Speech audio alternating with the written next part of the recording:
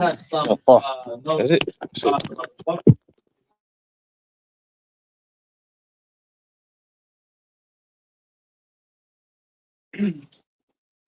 First off, I want to thank Jorge for writing this. I think that I don't know if it just came out, so I'm sure a lot of you haven't had a chance to delve right into it. And you don't even have it out yet. This is actually a really heartfelt book. It talks about not just immigration and the struggles that we face as immigrants in this country, because we all face very, very different struggles. But at the end of the day, they are all tied in with a lot of the same things, which is our struggle to love ourselves and to love ourselves in a system that doesn't make us feel like we can or that we should.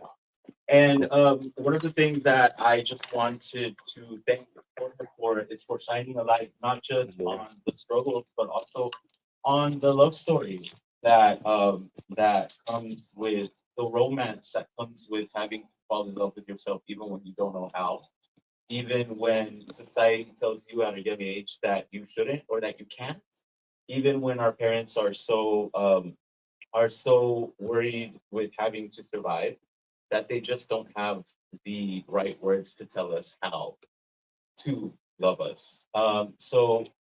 Again, without that's about it. I mean, I want to talk more about it, and we will once we sit down and have a conversation. So I'll let Jorge carry on the introduction, or do you want to go straight? No, we can. Let me. I'm gonna read a little bit from the book, and then once we're done with the book, we'll have a conversation. We'll have a Q and A. Hi everyone. Like seeing faces now. And then I'll sign copies, and then we can take pictures and chat a little more. I didn't do it earlier because I was really nervous and I wanted to just like be at peace for a little bit. Um, but yeah, thank you so much for coming. So yes, I'm gonna get to it. I was gonna read the prologue, you guys, but I think I'll start with chapter one, and then we'll go. I'm just kidding. I'm not gonna read the whole book. Yes, well, Yeah, huh? over there. Yeah, like back in high school. Let me hold on. Let me make sure I want to read chapter one because it's. I want to see how long it is. It's 14 pages. Now I'm gonna read the prologue to you guys because I don't want to bore you. I don't want to bore you. Okay. But thank you so much for coming, guys. I'm an indie artist. I make films. That's my first career. This is my first book. And that's such a great turnout. It's amazing. Know I want to do this forever. So the fact that you guys are here supporting this means a lot to me. Um, and you know what? Before I start, I want to let you guys know. I wasn't gonna say it, but my sponsor said that I should say it. We sold 33,000 units on day one yesterday. Damn. Good job. All right. I had about 78,000 pre-orders. So that doesn't include like that was. So I don't really know what the numbers are now because pre-orders don't get comes into like next week. So so thank you for uh, putting me on the road towards hopefully bestseller. If it doesn't happen, it's all good. I'm really care about that. But as a Latino, undocumented Latino, I think it's important to showcase these things. So I just wanted to say that. Okay, so I'm gonna read a little excerpt from the book, and then we'll go into Q and A. And yeah, hey, okay. Come on in. Coming in. We're just getting started. Awesome.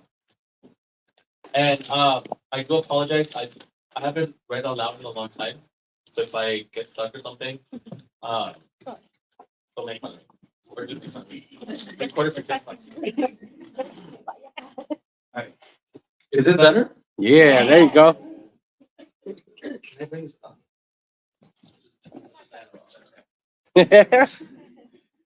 Prologue. I've always thought of myself as someone who, although it sits between two worlds, is always met with Aqui, either from here or from there. Born in Mexico and brought to the United States when I was 9, just old enough to understand that I was now an outsider in a place that would never truly see me as one of its own. It wasn't just a feeling, it was a reality. I wasn't completely Mexican, but I wasn't American either. For much of my life, I was a child without a home, caught in the liminal space between two identities, unable to fully claim either. The truth is, that sense of otherness never fully went away. It has followed me throughout my childhood and well into my adulthood. If I ever quite fit in anywhere, I have carried that weight with me for years. Navigating my life in the US as a young immigrant with the added pressure of being an upper recipient only made that feeling even more intense. The world around me moved forward, but I wasn't just. Can you hear me? Okay. The world around me moved forward, but I wasn't just out of reach, stuck in a space between doors. Sorry, let me start it again. The world around me moved forward, but I was always just out of reach, stuck in a space where doors were closed to me before I even had a chance to knock. If I'm being honest with myself, the most profound struggle wasn't about borders or identity. It wasn't about feeling misplaced or hurt. It's about love, or rather the lack of it. Not love from others, but that was often hard to come by, but love for myself. For so long, I didn't know how to love who I was, who I had become. I didn't know how to love the child I was forced to leave behind in Mexico, the teenager who felt unworthy, or the man that I was growing into in a world that seemed to keep telling me I didn't belong. Which leads me to the following. I didn't grow up dreaming of becoming a filmmaker. It wasn't some childhood fantasy that stayed with me throughout the years. In fact, it wasn't even on my radar until almost by accident. I found myself holding an iPhone, a boom mic, and a wild thought that maybe I could make a film. Blue Station was born from that impulse. Shot on $100 budget with no formal training, no crew, no experience, just a passion for storytelling and the belief that I could somehow make something that felt real. It was messy, it was raw and uncertain, but it was mine. Somehow, I was enough. The more I created, the more I realized that filmmaking wasn't just about work. It wasn't about creating something good or successful. It was about giving pieces of myself to the world, about allowing people to see parts of me I had spent years hiding. Each frame was an opportunity to open up, to let down my guard, to embrace my messy, vulnerable, and perfect parts of me that I had never known how to love. With every story I told, I found myself loving the process more, loving the art of telling a story more. Or more than that, I found myself learning to love who I was. I was becoming the version of myself that I had always dreamed of, but I didn't know how to find. But there was a time before all of that, a time where I wasn't sure if I even wanted to keep going. A time when I felt so lost and trapped by everything that seemed to be working against me that I believed the world would be better off without me. There was a night, a dark moment when I tried to end it all. It wasn't just about the external battles I was facing, the obstacles in my path. It was an internal battle, a battle with my own worth, my own sense of purpose. A part of me didn't know how to keep going when it felt like everything I wanted, everything I dreamed of was out of reach.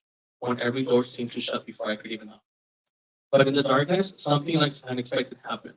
I found love, not a grand, heroic love, but a quiet, fierce love for life, for my life. In depth of despair, I found the strength to realize that I wasn't just surviving, I was living. I wasn't just existing, I had something to offer to the world. I realized my purpose wasn't to endure, but to create. I had to love inside of me, and I needed to let it, I had love inside of me, and I needed to let it out to share it with the world. That love became my driving force. When people talk about my rise as a filmmaker, about the awards, the film accolades, and the recognition, they often see only the surface. They don't see the struggles behind every film, the countless hours of doubt, the nights spent wondering if I was crazy for pushing forward, for breaking the rules, for telling stories that the industry wasn't ready to hear. They don't see the moments of questioning, the fear, and the times when I thought I couldn't keep going, when I thought I was out of my depth. But through it all, there was love, the love I had for the stories, the love I was beginning to have for myself, and the love I felt for the people who trusted me to tell their stories. Every project from Valentina, with its $500 budget, to Lolita, with its $350,000 budget, was an act of love. The vulnerability of each film reflected my own vulnerability. The rawness of every story mirrored my own struggles, my own battles to belong to love and to be loved. People didn't see the nights I spent alone, doubting myself, wondering if I was crazy to push forward. But I kept going. Love is a strange thing. It's not always pretty. It's messy, painful, and sometimes it feels unreachable. But love is also the thing that pushes us forward when everything else is telling us to stop. It's the force that keeps us going when we feel like we have nothing left. For me, love is what carried me throughout, what scared me throughout. Even when the odds were stuck against me, love was there. Love was there, woven into the rawness of my work and in the vulnerability of each frame. This book is about that journey, the one that began with a dream, an iPhone, and the unshakable desire to create. It's about the struggle that shaped me, the love that I found for myself, and the stories that continue to tell. It's about the people who inspire me, the lessons I learned, how despite everything, the pain, the setbacks, and the darkness at a point, fueled by what? Love. And I hope that by reading this, I hope that you by reading this, you'll understand that if I, a kid from Mexico with no formal training to make it in this industry, then maybe just maybe there's hope for all of us who are still fighting to be seen.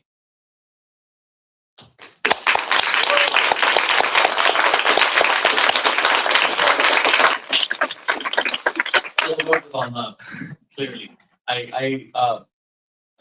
It's crazy because when you're writing a book, you go through all this editing process, and and it's not you read it aloud. It feels so repetitive, but it is what it is what really I am.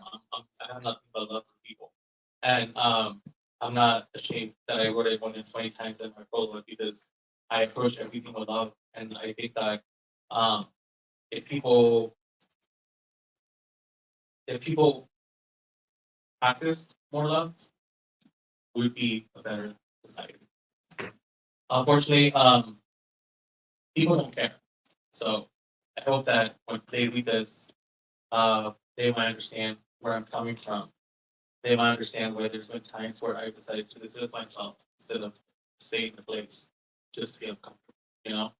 Um, because out of that self love, I learned to just embrace um, my solitude or my darkest, even my darkest moments, my winnings, everything. Because it's more than that, if that makes sense. It's more than that. It's just love makes everything better. I'm not going to be more, by the way. No. It's going to be that on your own, but I do want to. We're going to have a conversation with my good friend Gerardo, and we together with Gerardo. Let's go. Yes, we can. Yeah. Or do you want to? But I don't know if they. Can we pull the mics all the way over there? Yeah. Yeah. To these seats. Yes. Yeah. We can.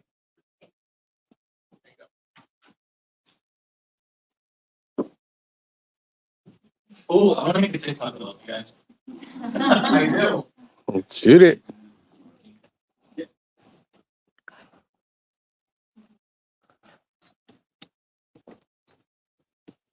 All right, so let's get into this. This is actually a really beautiful book. Um, the first thing I'm going to ask you is kind of like a one-line question. Here's going, but at the end of the book, you mentioned that the throughout the book, as you were writing it, there were moments where you would break down. There were moments where you felt like you were healing. There were moments where you felt like you were grappling with a lot of the things that you had grappled with before. What was the hardest chapter for you to write? Um, well, the whole book as a whole was really difficult because I had written a book about 7 years ago called Zero Fucks Left, and it was like this angry book, and I was like outing people, not outing people, like I was just I had changed the name, but I was like discussing people that had been really shitty to me throughout my career, my life, and then after I got married, that's when I was like, why am I doing this? Like, why am I doing this? So I started to do rewrites and I started to just eventually put the book away.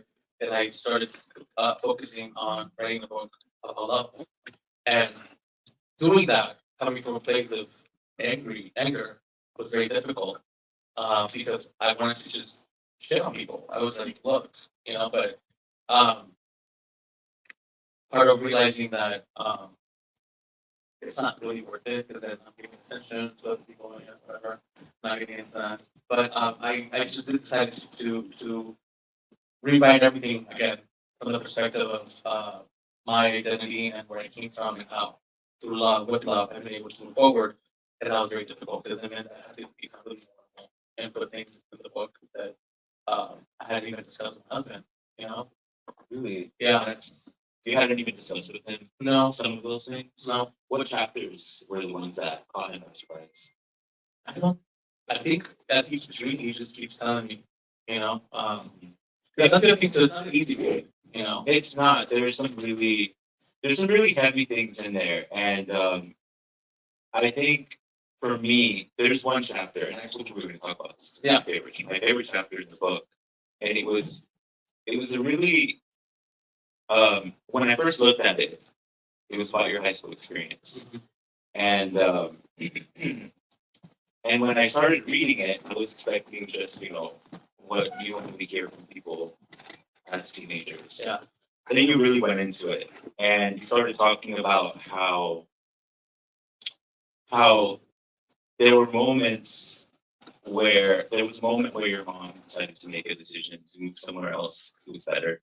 And because of that, you struggled even more in that school because everyone was white or Asian. Yeah. You felt like you were an outsider. And the very few Latinos that were there, these were teenagers, right? Because we're in high school. A lot of the teenagers, the few Latinos that were there were able to find each other. But there was all of these issues that were holding everyone back. Yeah. You had like the administration wouldn't was steering you away from AP classes instead of encouraging you to take them because they didn't feel like y'all were capable of them.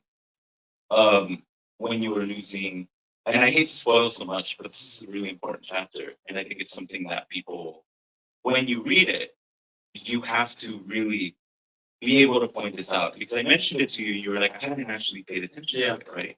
So in a lot of it, you talk about the ways the system in high school was not letting you move forward and how when they finally told you you had to go to a different school to earn the credits that you had lost because of the system, because of the way they treated you, because of the way they made you feel hopeless,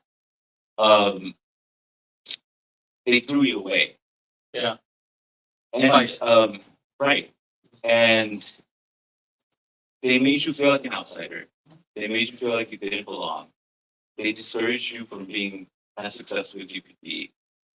They didn't help you. And then, when it was time for them to shush you away, they did it in a way that was like clinical. No emotion, just, you have to go. You're just a problem that we need to fix. The thing that was really heartbreaking to me reading that chapter was that one, I could tell that you were just writing your truth. But two, I could see the system that we all face as adults.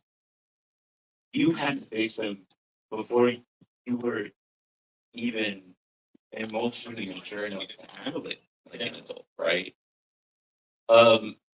Was that on purpose?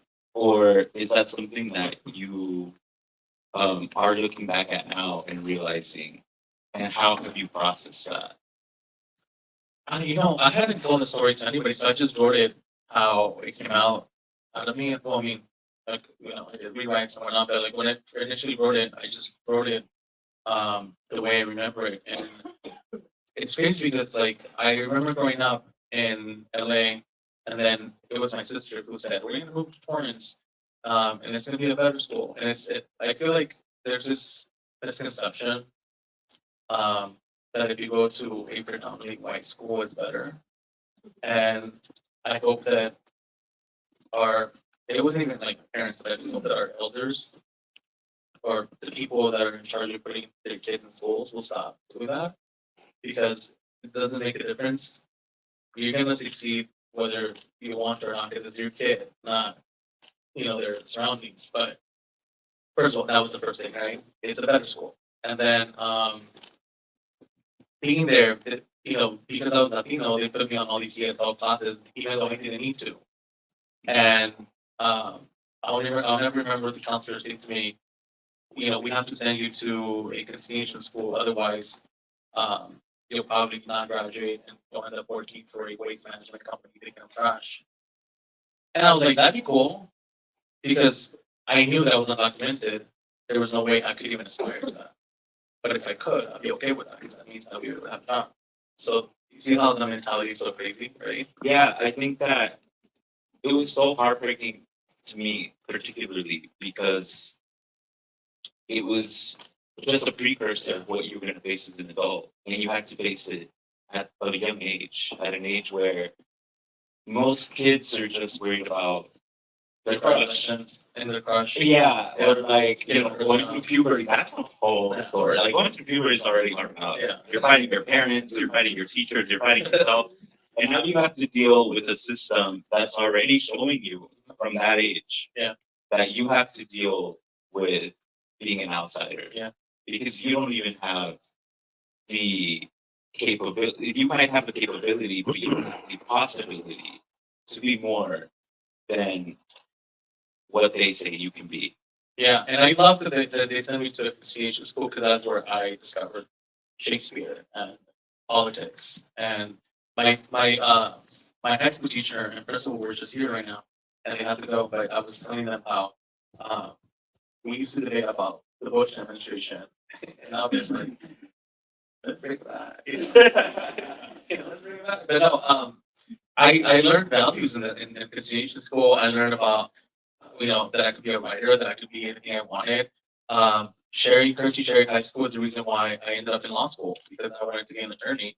And then after I graduated, I became a filmmaker. And it's and I say that this happened twice because I don't know exactly how many years later, but my niece, the same counselor, tried to do the same thing to her, and I stood up for her. I was like, well, now that has to face him. I mean, remember me? You wanted me to work in waste management? I just graduated law school. I'm like, damn. I was like, my niece what? I was like, she's what? I was like, no. So she chose to go to the continuation school as well. Because This is why your book and the things that you publish are so important. I've already talked to you about this a million times, but it's important that everyone hear this. That especially in times like this where the administration we're under and the way that they're treating us and the way that they are trying to dehumanize us, when people see this kind of success, it gives them hope, because I grew up in the same thing. My mom used to always tell me, oh, they live in a nice neighborhood with white people. Like, because I'm from Texas, and I don't know if I know this, but Texas Latinos, that's a whole different story. I love you guys are so proud you love yourselves, your culture so much here. You fight for each other, like physically. You will show up and throw things at cops. They don't do that in Texas. In Texas, they're like, well, they'll side with the cops. Yeah. Well, why are they acting like that? So I think that especially me being able to, I came from a similar place as you, right? And being able to look into your story, because I actually was a teenager when I got my documents, right? Because I'm privileged enough to have my own documents. But that was stuff that I hadn't processed. Like everything you went through, I went through a predominantly Latino school, so I didn't really get to feel that. But what you felt, what you were going through in that chapter was just so hard to read. One of the crazy parts, just to interrupt you, but even when I was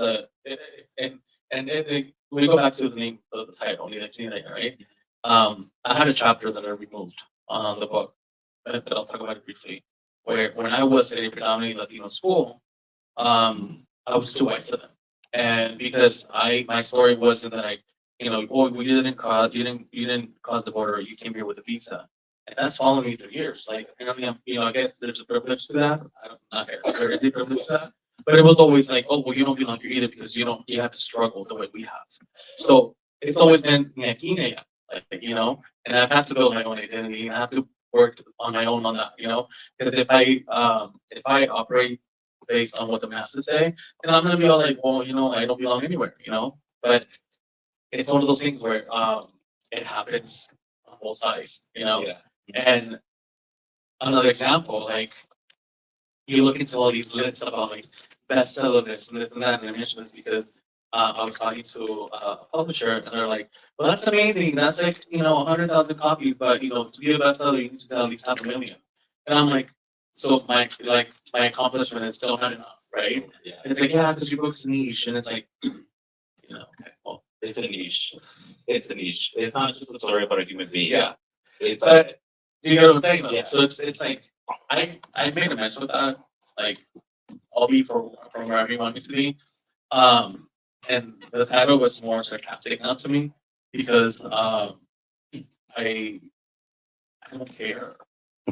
Like I don't care what what you think about myself in terms of like my identity, if I'm not Mexican enough, or if I'm not American enough for you, or if I'm in, and this word was removed, but they brought it back. But like if I'm an illegal, which I don't like that word, or not like 100%, whatever you want me to be, I'll be. That's fine. I don't care. Yeah. Yeah. When we go throughout the book, one of the things I found really interesting, because when I went into the book, I was expecting it to just be a story about being undocumented, right? Because that's what you expect when you hear about a book like this. But then you started delving into your love story with your partner, your love story with yourself, with there were there was your connection with your friends, and how you have learned to create friendships, how you lost friendships. And one of the things that, and I highlighted it like how many times love, that word love, it's not just allowed in the prologue. It's throughout the whole book. Yeah. It's the string that kind of like ties it all together, right? You go, and what I found really interesting was that you didn't polish it for us, right? We saw love is on one side, right? Yeah. But when we have love as a human being, we also have pain. Yeah. We have hate. We have the ugly things about life too, right? And because you spoke about love, you also spoke about the ways in which you inflicted pain upon yourself, even when you inflicted it on others, when others inflicted it on you, the way that you internalize hate for yourself, but also the way you loved others and the way they loved you and the way that you loved them. Yeah. Why was it? And it was raw. I mean, he went in and you told us about the some of the darkest places you've been, right? Why was that so important for you to be so candid about? I think I already know the answer, but I think it's a question that needs to be asked. Well, because I have to be honest with myself. I'm not just gonna write a book about all the greatness, you know. Mhm. I mean, there's a reason why there's a chapter there called "Confessions from from a what shitty friend," you know, from an almost shitty friend. And I talk about how I've been the problem in friendships. I talk about how me growing up with the idea that friendships don't really exist, which is false. Friendships do exist. But growing up with that idea made me create this like wall to the point where I mess up friendships, you know? And I still do it sometimes. And I catch myself and I have to stop. And then I'm like, hold on, you know, like, yeah, sorry about that. Or, you know, I call myself out. But the reason why I did that, the reason why I saw it so raw and so real, is because I'm not perfect. That's the last thing that I want people to think about me. And again, I know I said that I don't care what they think, but if they're gonna think something, they should know that I'm not perfect, right? And that's the reason why I went really deep into certain chapters of my life. Um, because it's important. It's important to if I can't be honest about myself, then I'm being honest with nobody. I'm not being honest with anybody, sorry. It's also important to, and I just want to ask this because I think it's a really beautiful thing about the book is the way that you search for love in yourself, search for love from society, and you even express gratitude and love to America as much as you hate it, as much as it hates the government. I don't hate it, yeah. I mean, as much as the government hates. Sorry, that's Yeah. right. But I think that what the reason why all of those chapters meant so much to me reading them was because in this life, in the way that we have to navigate as immigrants, especially when immigrants do not have their documents, it's so important to love. Yeah. Like it's so important to love and to celebrate. You know, because when you don't, if you let them win, right? Love is kind of like the seed that gives hope. Without hope, there's no action. Yeah. Without action, we let them win. And all of those, there's a chapter on how you met your husband, how you fell in love. There's a chapter on, you know, the friends that you gave second chances to. All of that is so critical and so important. And it's not perfect, right? Like you said, there's like really wrong moments, but it's so necessary to capture those moments because we're human beings. And the moment we try to polish ourselves up too much to fit in, and we try to hide all of the things that make us human that people don't want to see. Yeah. Then we let them dehumanize us. And we can't do that. So I really appreciate you for writing those things into the book fearlessly. Some people would be too scared to do it. It was scary, yeah. Yeah, it's scary. I mean, I still haven't talked to my mom. She's here, but we haven't talked about what she thinks about the book. You know, and I know she read it, and you know, she said she had some questions about it. But it's scary because I don't know what I don't know what there's things from my childhood that she doesn't know that I went through. You know, and that I didn't think were traumatic, and now that I'm writing about it, I'm like, damn, I don't ever want anybody to go through those things, right?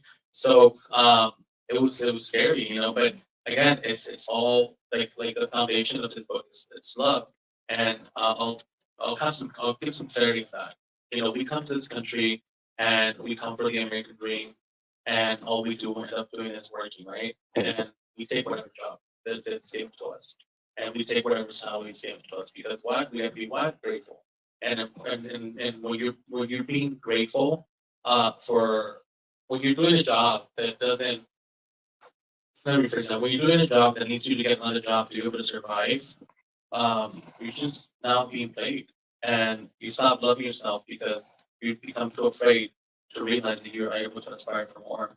But because society says that you're undocumented, and you need to work, and you need to put food on the table, and you can't have any fun, you can't enjoy any little single thing in life, and all the money you make, you save and save and save and save. You don't enjoy anything. You stop loving yourself. And then what happens? You become really sad and angry, Yeah. and bitter, and you, and it's like now you look around you and it's like I wish I would have done this, but you still have that guilt, right? So that's why I talk about self love. That's what I mean, not the self love where I'm gonna set my body the way it is. Yeah, I mean I've also come to terms with that. I have been really fit and I'm gaining a lot of weight, and that's the least of my worries now. I think when I talk about self love is being able to understand that when I say no, I'm claiming my power. When I choose not to associate myself with certain people, I'm claiming my power. I'm choosing to love myself in many ways that I'm only willing to do the things that make me happy. And happiness is not for everything. So whenever I'm not happy, as long as I'm at peace, then that's still amazing. So that's where it comes from. I grew up with family that just work, work, work, and they don't know what it is to take a vacation. I mean, this is embarrassing, but I've traveled more with my husband than I ever did before. I think we've done like 14 trips together, and we've only been married for 2 years last Thursday. You know, and I've gone. My first time to New York was with him. How crazy is that? Yeah. I mean, it's insane. I'm just realizing that right now. And then we were able to take my mom to New York for the first time. And it's like, what? And it's to other people, it's like, oh, you're dumb, or whatever. Right? But no, it's a thing. It's a real thing. And, so we'll go through TSA, and even though there's nothing for me to worry about, I still worry about it. Like, it's these things that I'm slowly healing. And I remind myself, uh, Right. Yeah. because what's the worst thing that can happen? Oh, well, the plane crashes. At least I tried. Yeah. That's the worst thing. I mean, Hopefully I not. got on that flight. Well, yeah. I think that I think a lot of times we forget that we have to let ourselves be human Mhm. because, like you said, you mentioned this right now, and you mentioned it a lot in the book. A lot of it is about survival. Yes. Right? We try to survive, where we become obsessed with perfection because that's what's going to get us through.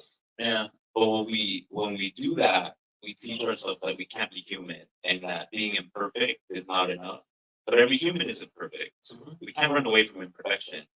And I think part of the struggle that we face as immigrants, um, or as first generation Latinos, is having to accept that sometimes, regardless of how imperfect we are, that's enough. Yeah. And I think you do a really beautiful job of embracing that. You talk about your addiction issues that you've had. You talk about the anger that you've had towards people that have hurt you, the way people that have hurt you, the way they've been angry, the way you've forgiven, the way Yeah. you've learned not to forgive or not to confuse forgiveness with access. Like, Yeah. there's a lot of layers to this Mhm. book, and I think it's really beautiful because I think it really allows people to see that someone as successful as you were on the Out 100 list. You were on the Out 100. I'm sorry, when that happened, it made me feel alive.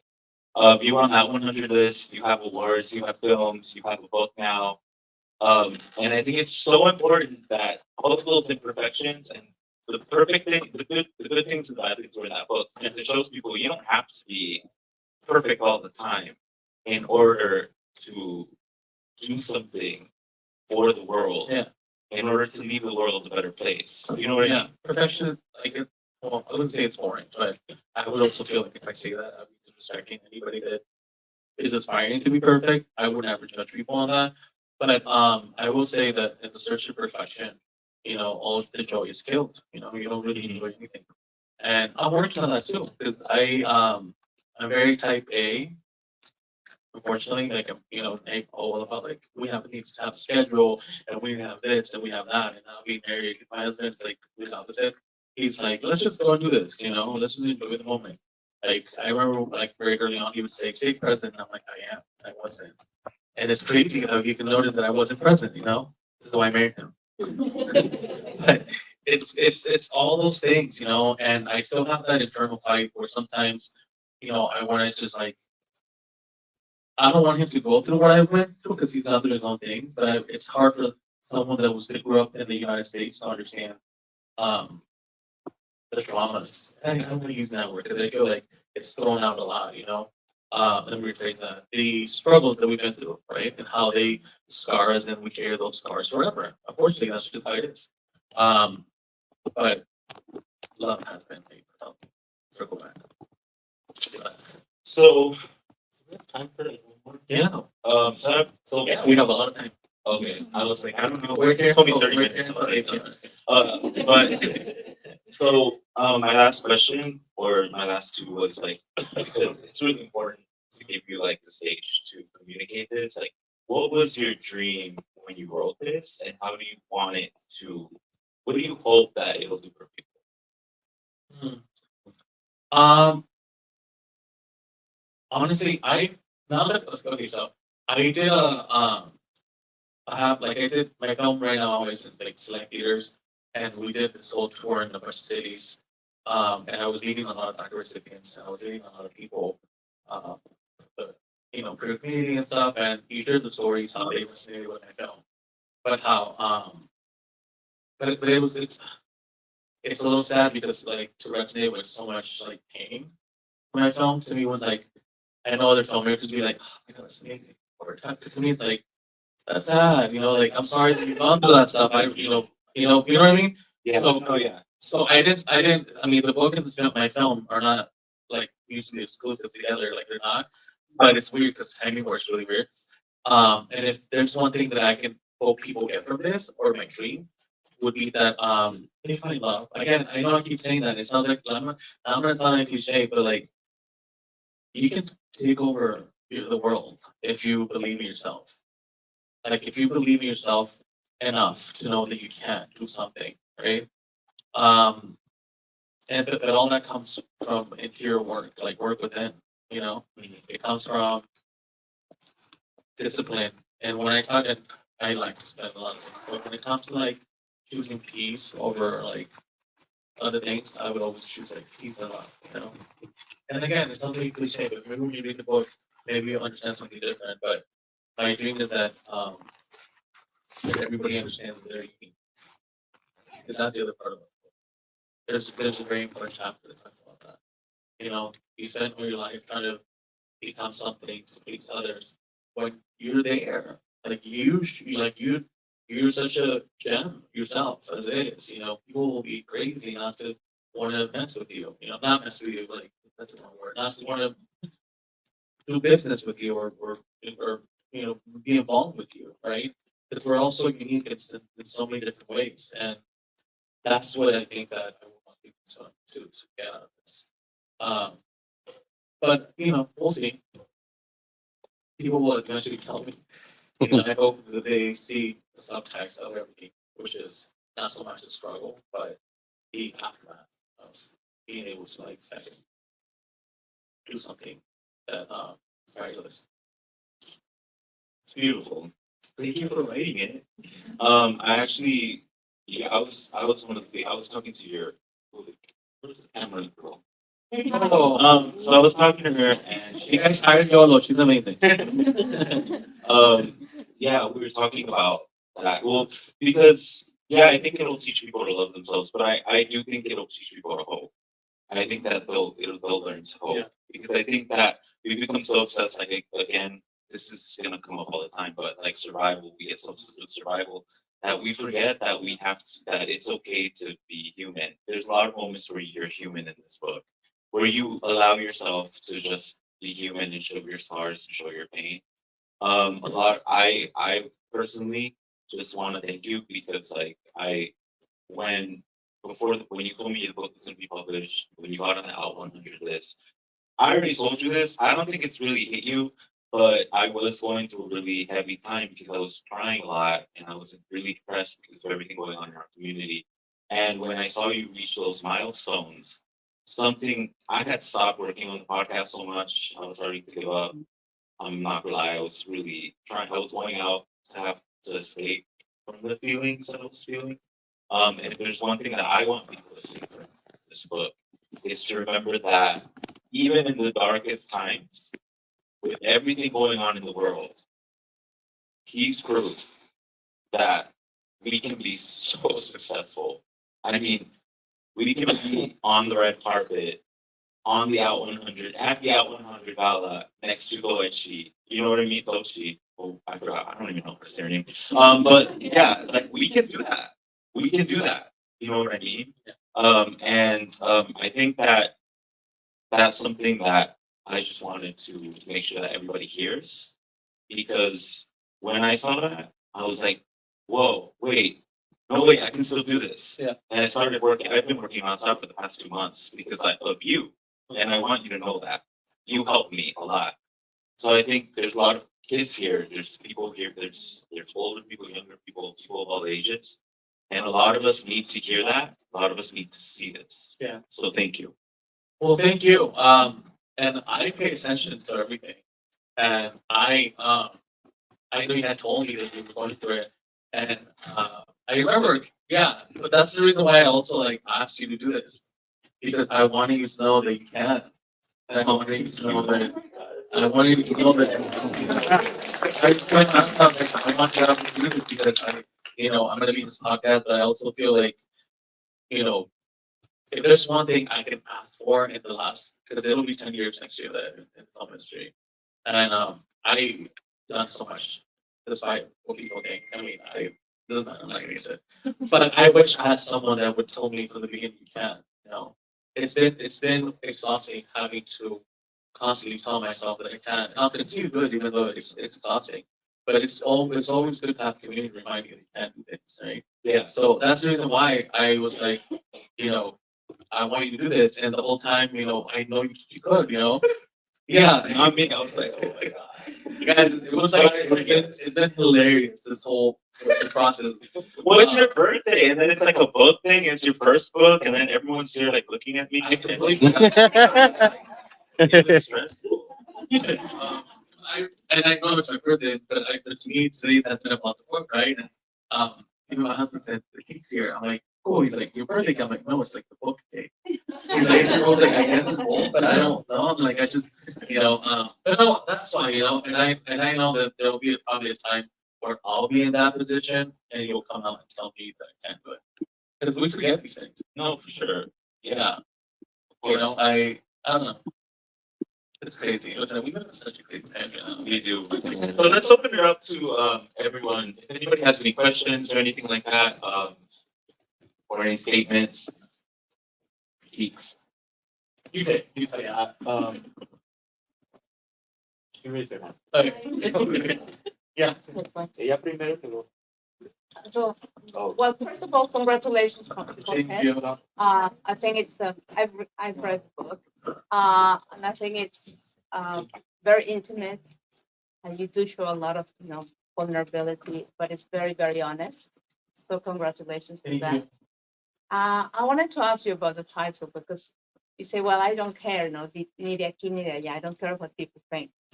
But I also heard like some people say, well, sí, soy de aquí, soy de allá, and I'm from here, I'm from there. Mhm. So, and that's my superpower, no? Yeah. So they kind of, that's an empowerment saying, Yeah. sí, soy de aquí, soy de allá, whatever people think. And I wanted to ask you about that. What do you think? You kind of turn it around. Oh and yeah. Say, yeah, that is my superpower. No, 100%. I think that. Sorry, and the sorry. second part is in the book you talk about your dad, and I think a lot of that is, and in a lot of literature is getting that acceptance from the father, and searching for that acceptance. I mean, I don't want any spoilers, but yeah, you can tell us about that too.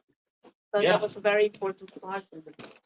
Yeah, so it's crazy because I dedicated the entire book to my mom, but there's a whole chapter about my dad because my dad I didn't grow up with a really like he was always almost absent, but we didn't have like a volatile relationship. It wasn't until we moved to the US that we started to like have a rocky relationship, and the entire time I thought it was because of my sexuality. When I finally came out to him, he said he didn't care about that. That was never the issue. So I love my dad, and I'm always gonna love him, uh, and I will always respect him. But our relationship now is way better than it was before, and it was important for me to write about that because despite like my parents having not a very good marriage, um, my mom never she never encouraged anything that's never use their issues to see him in the other way.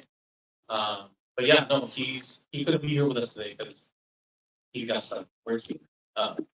Because he told me like I should start a new job, so I can't make it. But I was like, it's totally fine that it's that guilt, that I talked about, the guilt and stuff. But um, yeah, he means a lot to me, and I'm glad that we were able to fix that.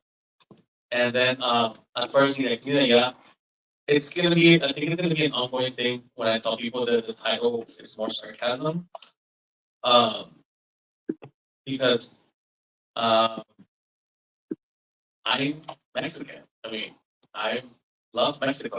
My blood is Mexican. I always say that.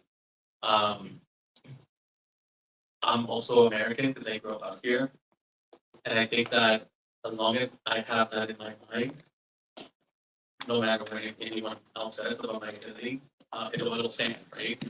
But but it's sarcasm because it is our superpower. Um, right now that we're being so like attacked, people forget that having two languages in your brain is an amazing thing. Yeah, really is. Like I'm bilingual, right? And it's like it's almost like now they kind of make it seem like it's a bad thing. So it is our superpower. I speak two languages. I write in two languages. I think in two languages. And going to New York Times very for you. No, I mean it is. I'm bilingual, so it's a thing that it's a superpower. But it's sarcastic. The title is very sarcastic. Yeah, even because there's a movie from the yeah. No, Yeah, so it's very sarcastic. Hello. Hi. I love your trajectory in like the film industry, and something that I think particularly in Latino spaces. There's a lot of talk like we don't need to hear any more immigrant stories and like immigration stories like let's move on. But I personally think that like immigrant stories resonate with every immigrant, Yes. whether you're Asian, whether you're Black, whether you're Latino. Why do you think that it's important to continue to tell your story, and how do you think that people that are not Latino are going to connect with it? Well, I can continue telling these stories because it's my voice, and it's going to be a point of view that nobody's never gonna have the same. Because again, we're all so different. My point of view is going to be different from yours, and I think that's what it's going to allow me to either connect with audiences or have a disconnect. Because you have to remember, every time people like Hollywood, particularly when they talk about immigration stories, they think that immigrants are only Latinos. It's like this misconception. And what they're really saying is that they don't want to see Latinos in media, right? Because they equate immigrant means Latino, which means Mexican. And it's like this like little thing, right? So I've only done I think 2 films about immigration. And they weren't even like centered on immigration, but it was about immigrant parents. And I think the reason why they connected so much is because those were the stories about my mom and my sister. Like there were stories about me growing up with my sisters and my mom and how we came here, us abandoned people, and how they always encouraged me to see life, not from the lens of being a documented person, but from the lens of you can do anything you want, right? So it's important that we continue telling these stories, but it's more important to learn how to shut down background noise because people are always gonna have an opinion. I mean, I just had a talk with a programmer at a really big festival. They were like, we can't take your film, blah, blah, blah, blah, but we encourage you not to make another film next year. That it talks about struggles. Make something more for more family oriented. You know, like we have our eyes on you. You're the next festival named kid. You know, I'm not gonna name the festival. You know, they said that to me like 4 times already. And I didn't make films about family. I made films about women. I made films about queer people. I think what they mean is that I need to make a film about religion that has a leading man that's not Latino, because that's what they're seeking now. But that's not who I am. I'm neither religious nor am I straight. So it's hard for me to like try to do something like that. But yeah, learn how to just shut out the background noise and just continue telling your stories. That's important. I'm gonna be honest, I never thought that the book was gonna have such a turnout. I've been making films for like 10 years and it's still difficult. Like I made 8 films now and it's been very difficult. And one day I want to make a documentary about the differences, how they treat me different as an author than they treat me as a filmmaker. I mean, it's insane. It's completely insane. I don't understand. I don't understand why, but yeah, keep your voice, keep doing your thing, and don't let anybody tell you otherwise. You know what? I just wanted to point out, you met me when I started my first film, remember? Yeah. Yeah, when I had my phone 10 years ago, right? Yeah. And that's crazy. Oh, So I just want to say that. It's so crazy. And you're here right now. Listen, I think we met at a train station. She was the last station. It's insane. Okay, yeah, sorry. I just remember that. Sorry. Next question. You know what? I want to say. Yeah. Hey, thank you for publishing the book. The title is really relatable. There's a lot of Mexican Americans, a lot of Chicanos out here that feel like that, like Aqui, Yeah. de Mexico, over here in the United States too. You know, like when so just that, you know, and then what you do with the filmmaking, like that's really powerful, man. That's your inspiration, man. That's all I gotta say. Yeah, yeah, Appreciate that yeah, so yeah. much. Yeah, sorry. Hi, what made you want to write this book? Find your seat so much. Like I mentioned earlier, and it was a very angry book. It's a book that just was. I was just really angry when I wrote it. But mainly the reason why I decided to move forward with it was the debates that started happening. And I already started writing for it, by the way. And it's not I started writing for it. But I started to put more time into it. I said, I think this needs to come out this year because my community is being, my Latino undocumented community is being targeted. And, you know, I want them to know that there's hope out there. I want them to know that despite what they're portraying us to be, we are the immigrants are the heroes of this country. And I'm not calling myself a hero at all. I'm not. But there's a sort of line